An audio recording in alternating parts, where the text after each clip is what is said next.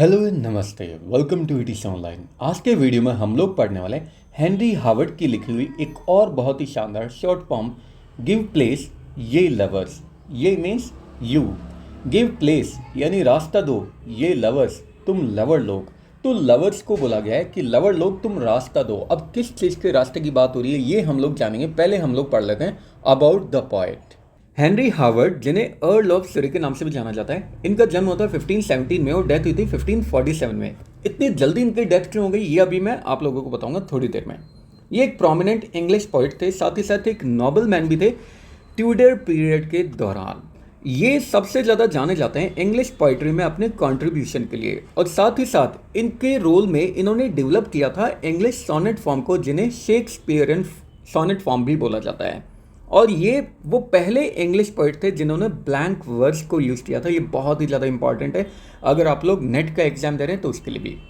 पहले English poet थे जिन्होंने ब्लैंक वर्ड्स को यूज़ किया था।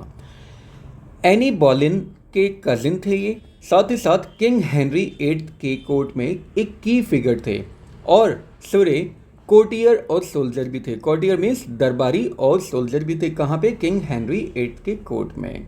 इनकी जो पोइट्री है वो हमेशा एक्सप्लोर किया करती थी थीम ऑफ लव, शिवेलरी, शिवेलरी मतलब ब्रेवरी, बहादुरी, और साथ ही साथ कोर्ट की जितनी भी कॉम्प्लेक्सिटीज़ होती है ना, उस कोर्ट लाइफ को भी एक्सप्लोर किया करती थी। और इसमें हमेशा ब्लेंड होता था, यानी मिक्सचर होता था क्लासिकल इन्फ्लुएंस का और उसके साथ में पर्सनल और इमोशनल डेप्थ का, यानी पर्सनल और इमोशनल गहराई का। सर थॉमस व्याट के साथ साथ जो इनके कंटेम्प्रेरी थे, इन्होंने इटालियन सोनेट को भी इंग्लैंड में इंट्रोड्यूस किया था। तो ये भी एक बहुत ही ज़्यादा इंपॉर्टेंट पॉइंट है। सर थॉमस व्याट के साथ साथ ये भी थे हेनरी हावर्ड, जिन्होंने इटालियन सोनेट को इंग्लैंड में इंट्रोड्यूस किया था और एक ग्राउंड वर्क सेट किया था एलिजाबेथन पोएटिक ट्रेडिशन में।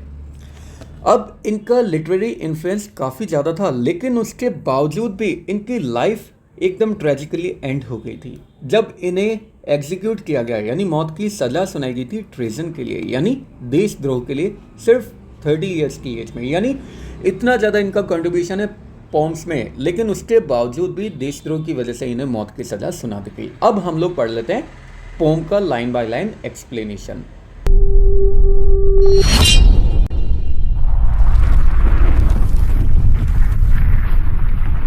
चलिए अब हम लोग पोम का line by line explanation start कर लेते हैं, लेकिन उससे पहले मैं आप लोगों को एक बात बता देना चाहता हूँ। इस पोम की जितनी भी पीडीएफ है या जितनी भी मैं वीडियोस बनाता हूँ, उनकी जितनी भी पीडीएफ है वो आप लोगों को हमारे ईटीसी ऑनलाइन टेलीग्राम चैनल से मिल जाएगी। वहाँ से जाके आप लोग डाउनलोड कर सकते हैं, लिंक आप लोगों को डिस्क्रिप्शन बॉक्स में मिल जाएगा।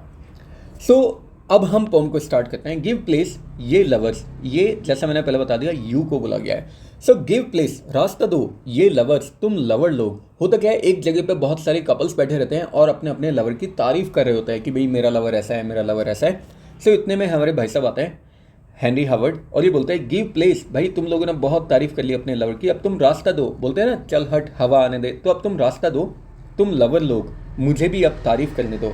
हेयर बिफोर, बिफोर मतलब सामने, यहाँ मेरे सामने। दैट स्पेंड, स्पेंड मतलब बिताना। Your boast and Bragg's, boast मतलब होता है लंबी लंबी फेंकना, और ब्रैग मतलब भी वही होता है डींगे हाँकना। इन वेन, वेन मीन्स वेस्ट, बेकार में, व्यर्थ में। तो तुम लवर लोग मुझे थोड़ा रास्ता दो, यहाँ मेरे सामने तुम लोगों ने काफ़ी अपना टाइम स्पेंड किया है तुम्हारी लंबी लंबी बातें फेंकने में, लेकिन वो सारी बातें एकदम वेस्ट है। जितना भी तुमने अपने लवर के बारे में लंबा लंबा फेंका है वो सब कुछ वेस्ट है, क्योंकि मेरी जो लवर है, माई लेडी मतलब मेरी जो गर्लफ्रेंड है, ब्यूटी, मेरी लेडी की ब्यूटी मतलब मेरी गर्लफ्रेंड की beauty, passeth more the best of yours, यानी मेरी गर्लफ्रेंड की जो ब्यूटी है वो तुम्हारी सबकी लेडी की, तुम्हारी सबकी गर्लफ्रेंड की ब्यूटी से काफ़ी ज़्यादा आगे है, मतलब बहुत ही ज़्यादा खूबसूरत है मेरी गर्लफ्रेंड। आई डेयर वेल सेन, मैं इस बात को कहने की हिम्मत करूँगा, मैं इस बात को कहने का साहस करूँगा कि मेरी गर्लफ्रेंड की ब्यूटी तुम सब लोगों की गर्लफ्रेंड से बहुत ही ज़्यादा है। देन डज, यहाँ पे डॉथ मतलब does, then does, then doth the sun the candle light, मतलब मेरी गर्लफ्रेंड की ब्यूटी इतनी है जैसे कि सूरज को रोशनी दिखा, सूरज को मोमबत्ती दिखाने के समान। मतलब अगर मैं मेरी गर्लफ्रेंड की ब्यूटी की तारीफ करूं तो और उसके लिए शब्द नहीं है मेरे पास। मतलब मेरी गर्लफ्रेंड की ब्यूटी की तारीफ करना बिल्कुल वैसा होगा जैसे सूरज को हम मोमबत्ती की रोशनी दिखा रहे हैं, यानी शब्दों में उसकी तारीफ की ही नहीं जा सकती। और brightest day the darkest night, दूसरा एक कंपैरिजन करता है कि मेरी गर्लफ्रेंड की ब्यूटी की अगर मैं तारीफ करूं तो बिल्कुल वो ऐसा कंपैरिजन होगा जैसा कि हम एक ब्राइट डे का एक डार्क नाइट से कर रहे हैं। मतलब एकदम अंधेरी रात का कंपैरिजन एकदम ब्राइट डे के साथ हम लोग कर रहे हैं। तो मेरी गर्लफ्रेंड की ब्यूटी का तो कोई कंपैरिजन ही नहीं है। एंड देयर टू हैथ और ट्रूथ, ट्रूथ यहाँ पे ट्रूथ को बोला गया है, TRUTH, ट्रूथ मीन्स सच्चाई। And there to had means had, HAD, had. और एक सच्चाई है as just as had Penelope the fair, और ये सच्चाई बिल्कुल उतनी सच है जितनी पेनेलोप के साथ में थी। अच्छा, ये पेनेलोप कौन थी? ये पेनेलोप काफ़ी ज़्यादा खूबसूरत और काफ़ी ज़्यादा लॉयल लेडी थी। इसके हस्बैंड का नाम ऑडिसेस था और वो ट्रॉय के युद्ध में लड़ने के लिए गया था, लेकिन 20 ईयर्स तक वो आया ही नहीं था। तो तब तक पेनेलोप ने किसी से शादी नहीं की, हालांकि इसको बहुत सारे ऑफर्स आ रहे थे क्योंकि ये बहुत ही ज़्यादा खूबसूरत थी। तो बहुत सारे लोग इसको शादी का ऑफर कर रहे थे, लेकिन ये हर बार बहाने बना दिया करती थी। ये बोलती थी कि मैं अभी किसी चीज़ की सिलाई या बुनाई कर रही हूँ, जब वो पूरी हो जाएगी तो मैं शादी कर लूँगी। लेकिन ये किया क्या करती थी, दिन में तो ये सिलाई करती थी, लेकिन डेली रात में उस सिलाई को खोल दिया करती थी, और इस तरीके से इसकी सिलाई कभी पूरी नहीं हो पाई। 20 ईयर्स तक इसने बिल्कुल ऐसा ही किया। तो इसलिए यहाँ पे बोला गया है कि मेरी लेडी के बारे में एक ट्रूथ भी है जो कि बिल्कुल पेनेलोप के जैसा फेयर है, सच्चा है।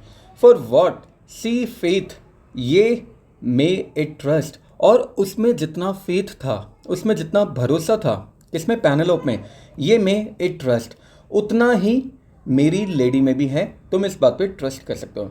As it by writing sealed were, और उसमें इतने ज़्यादा गुण हैं, इतना ज़्यादा भरोसा है कि राइटिंग भी वहाँ पे सील हो जाती है। मतलब राइटिंग में तो कुछ लिख ही नहीं सकते उसके गुणों के बारे में, उसके फेथ के बारे में। And virtues hath she many more, अब यहाँ पे मोर बोला गया है मोर को, वर्च्यूज गुण, और उसके अंदर इतने सारे गुण हैं, उसके अंदर बहुत ही सारे वर्च्यूज है, बहुत ही सारे गुण हैं। Then I with pen have skill to show, इतने सारे गुण हैं कि मेरे अंदर इतना स्किल भी नहीं है कि मैं अपने पेन के थ्रू उसको शो कर सकूं। मतलब मेरी लेडी के अंदर, मेरी गर्लफ्रेंड के अंदर इतने सारे वर्च्यूज़ हैं, इतने सारे गुण हैं कि मैं अपने पेन के थ्रू, मतलब अपनी राइटिंग के थ्रू उसको शो भी नहीं कर सकता, इतनी स्किल मेरे अंदर नहीं है। I could rehearse if that I would, मैं रिहर्स कर पाता, रिहर्स मतलब रिहर्सल, प्रैक्टिस, मैं प्रैक्टिस कर सकता था। इफ़ दैट आई वुड, अगर मैं कर पाता तो। The whole effect of nature's plaint, किस चीज़ की प्रैक्टिस करता? नेचर के पूरे प्लान बताने की प्रैक्टिस करता, नेचर के पूरे प्लान बताने की रिहर्सल में करता। अब नेचर का क्या प्लान था? अच्छा, नेचर किसे बोला गया? गॉड को बोला गया, भगवान को बोला गया।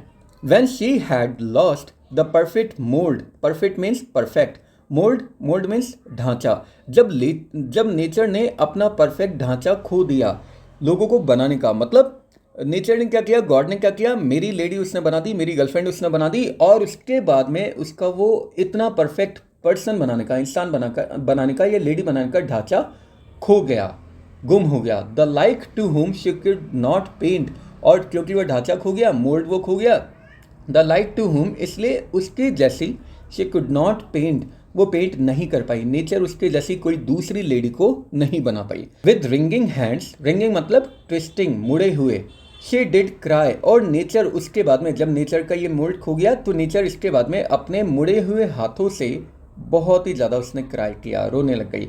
एंड वॉट शी सेड, और नेचर ने उसके बाद में जो कुछ कहा, आई नो इट, वो सिर्फ मैं ही जानता हूँ, सिर्फ मैं ही जानता हूँ। मतलब नेचर ने मेरी लेडी को बनाया, मेरी गर्लफ्रेंड को बनाया, और उसके बाद में उसका लोगों को इतना सुंदर बनाने का ढांचा ही खो गया, खूबसूरत बनाने का ढांचा खो गया, और नेचर इस बात से बहुत ही ज़्यादा दुखी होकर रोने लग गई। और उसके बाद नेचर ने जो कुछ कहा, सिर्फ वो मैं जानता हूँ। I know she swore, swore means कसम खाना, प्रॉमिस करना। विद रेजिंग माइंड, रेज मतलब होता है गुस्सा, और उसके बाद नेचर ने कसम खाया एकदम गुस्से वाले दिमाग से, मतलब बहुत ही ज़्यादा नेचर को गुस्सा आ गया, तो नेचर ने कसम खाई, हर किंगडम ओनली सेट अपार्ट, कि नेचर अपने राज्य को थोड़ा दूर ले जाके सेट करेगी, मतलब उस जगह पे सेट नहीं करेगी। देयर वॉज नो लॉस, एक ऐसी जगह पे सेट करेगी जहाँ पे कोई भी लॉस ना हो। बाय लॉ ऑफ काइंड, इस तरह का कोई भी लॉ ना हो कि एक बार अगर कोई ढांचा खो गया तो दूसरा कोई पर्सन बना ही ना सके, ऐसा कोई लॉ ना हो। That could have gone so near to her heart, और ऐसा कोई लॉ ही नहीं हो कि कोई ऐसा पर्सन जो नेचर के इतना ज़्यादा करीब हो, दिल के इतना ज़्यादा करीब हो, वो नेचर से चला जाए, ऐसा कोई लॉ ना हो। वहाँ पे नेचर जाके अपने किंगडम, अपने राज्य को सेट करेगी। And this was chiefly all her pain. और नेचर का यही सारा पेन है, यही सारा दुख दर्द है। क्या दुख दर्द है कि इतना करीबी जो पर्सन था नेचर के हार्ट के इतना करीब, वो उससे खो गया, और ढांचा जो जिससे उसने उस पर्सन को बनाया था वो ढांचा भी खो गया। She could not make the like again, इसलिए नेचर इस तरह का कोई पर्सन दोबारा बना ही नहीं पाई। मतलब मेरी लवर इतनी ज़्यादा खूबसूरत है, इतने ज़्यादा गुण उसके अंदर है कि नेचर ने एक बार बनाया और दोबारा उसके जैसा कोई पर्सन बना ही ना पाई। सिथ नेचर दस gave her the praise. Sith मतलब होता है के बाद, मतलब इसका मतलब होता है आफ्टर। इसके बाद नेचर ने उसको अपनी तारीफ भी दी, मतलब नेचर ने मेरी लवर की तारीफ भी की। To be the chiefest work she wrought, क्या तारीफ की कि वो नेचर का आज से पहले बनाया हुआ सबसे खूबसूरत काम है। चीफ यानी मुख्य काम था जो नेचर हमारे सामने लेकर आई। रॉट मीन्स लेकर आना। In faith me think some better ways on your behalf might well be sought. In faith me think means I think, मैं सोचता हूँ। इन फेथ मेरे भरोसे में, some better ways on your behalf, कि तुम लोगों को अब तुम्हारे बिहाफ पे कुछ बेटर वेज ढूंढने चाहिए। माइट वेल बी सॉट, मेरे लवर की तारीफ करने के लिए, क्योंकि मेरे लवर की इतनी ज़्यादा तारीफ मैं कर चुका हूँ। अब तुम लोग अब अगर अपने लवर की तारीफ करना चाहते हो तो मुझसे ज़्यादा कुछ बेटर वेज ढूंढो। देन टू कंपेयर, इससे भी ज़्यादा बेटर वेज ढूंढो कि उसका कंपैरिजन तुम कर सको। एज ये हैव डन, जितना तुम कर चुके हो, जितना कंपैरिजन तुम कर चुके हो, इससे ज़्यादा और नए शब्दों में उसका कंपैरिजन करो। To match the candle with the sun, और ये जो लाइन है कि मेरा जो लवर है वो इतना ज़्यादा खूबसूरत है जैसे सूरज को कैंडल दिखाने जैसा, तो ये लाइन तो मैं ऑलरेडी बोल चुका हूँ। तो तुम इससे ज़्यादा बेटर वेज ट्राई करो अपने लवर की तारीफ करने के लिए, जैसा कि मैं कर चुका हूँ। To match the candle with the sun, कि मेरा लवर इतना ज़्यादा खूबसूरत है जैसे कि उसकी तारीफ में कुछ कहना, मतलब सूरज को कैंडल दिखाना, मोमबत्ती से रोशनी दिखाना। और इसी के साथ चैप्टर यहीं पे एंड हो गया। आई होप आप लोगों को वीडियो अच्छा लगा है। इसी तरह की मजेदार वीडियो के लिए बने रहिए टीस ऑनलाइन के साथ। नेक्स्ट वीडियो तक के लिए have a good day, take care, bye bye, जय हिंद, जय भारत, राधे राधे।